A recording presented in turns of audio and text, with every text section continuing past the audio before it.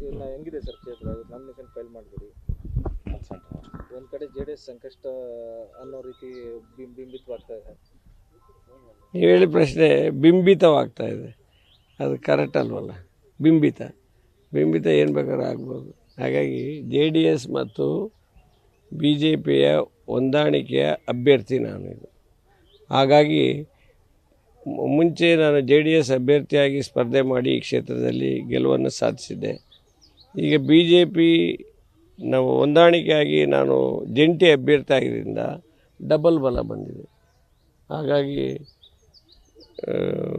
ಉತ್ತಮವಾದ ಫಲಿತಾಂಶ ಬರೋದಕ್ಕೆ BJP ಜೊತೆ ಸೇರಿದ್ರಿಂದ ತುಂಬ ಸಹಕಾರಿಯಾಗಿದೆ ಅಂತ ಹೇಳಕ್ಕೆ ಇಚ್ಛೆಪಡ್ತೀನಿ. ರೇವಣ್ಣ ಅವರ ಕೇಸ್ ಸಂಬಂಧಪಟ್ಟಂಗೆ ಮಾತನಾಡೋದು, ಇವತ್ತು ಬೇಲ್ ಅರ್ಜಿ ವಿಚಾರಣೆ ಇದೆ.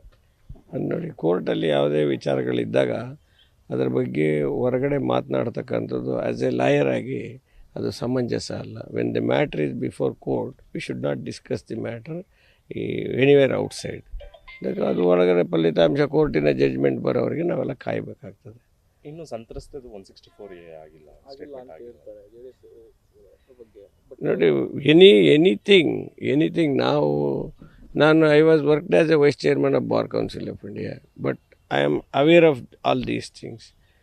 ನಾವು ಮಾತಾಡುವಾಗ ಭಾಳ ಜಾಗರೂಕತೆಯಿಂದ ಮಾತಾಡಬೇಕಾಗ್ತದೆ. ಅದು ಅವರು ಸ್ಟೇಟ್ಮೆಂಟ್ ಮಾಡಿದರು ಬಿಟ್ಟಿದ್ದರು, ಅದನ್ನೆಲ್ಲ where we have to question. When it is gone to the steps of judiciary we have question it there itself again. ಈ ಥರ ಆಗಿದೆ, ಈ ಥರ ಮಾಡಿಲ್ಲ ಅನ್ನೋದನ್ನ ಮತ್ತೆ ವಾಪಸ್ಸಲ್ಲಿ ನಾವು ಬೇರೆ ಬೇರೆ ಜಾಗದಲ್ಲೆಲ್ಲ ಮಾತಾಡೋದು ತಪ್ಪು.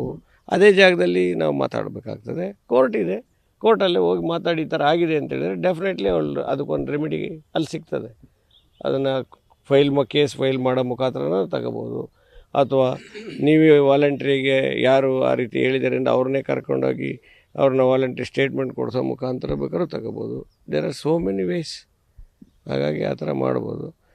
ಈಗ ಒಂದಂತೂ ನಾವು BJP ಮತ್ತು JDS ಅಭ್ಯರ್ಥಿಯಾಗಿ ನಾನು ನೈಋತ್ಯ ಶಿಕ್ಷಕರ ಕ್ಷೇತ್ರದ ಅಭ್ಯರ್ಥಿಯಾಗಿ ಈಗಾಗಲೇ ಸ್ಪರ್ಧೆ ಮಾಡಿ ನಾಮಪತ್ರ ಸಲ್ಲಿಸಿದ್ದೇನೆ.